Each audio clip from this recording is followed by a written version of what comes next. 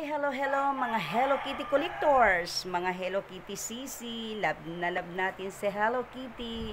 Ayan, ipiplex ko po sa inyo ang collection kong Hello Kitty na water jug or basta lalagyanan siya ng tubig, parang ganun.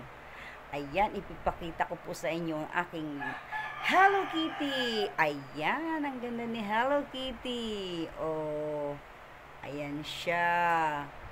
Oh, maganda, pakita natin. Ayan, tanggalin natin to, di ba? Oh, nalalagay to. Tapos dito siya, oh, pipindot-pindutin mo lang. Oh, ayan, oh. Di ba? Ayan, oh. Oh, ayan. Tapos, ayan, agos ng tubig. Ibalik natin siya. Oh, di ba?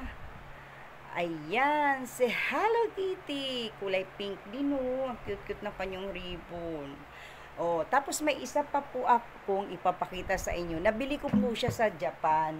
Original po siya. Ayan. Hello Kitty water jug. Kulay pink. Ayan. Buksan natin siya, no? Pakita ko po sa inyo. Ayan, si Hello Kitty. Kulay pink ko. Oh, diba? Ang cute-cute ni Hello Kitty. Plastic po siya yung ito. Pero yung itong portion po, ito may design. Hindi po siya sticker. Lata po siya. Tsaka pintura po talaga siya. Lata. Lata po siya, oh. Ito lang ang mga plastic, eh. Oh. Ayan, lata po siya. Paikot po, oh. Ayan. Ang aking Hello Kitty na water jug. Ayan. Sa Japan ko po ito nabili. Oh, ayan. Buksan ko. Ayan, meron pong mga baso. Ayan po siya. Tapos ito yung takip. Pakita ko po sa inyo yung loob. Ayan yung loob niya, oh.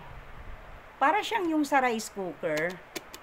Kaya hindi ko alam kung talagang actually, kung plastic siya. Kasi yung ito niya, yung sa labas, lata.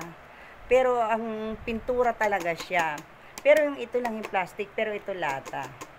Ayan po ang ano. Ayan po ang aking Hello Kitty na water jug. Ito po, ayan.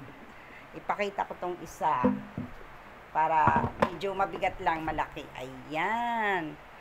Oh, di ba? Yan po ang aking Hello Kitty na water jug.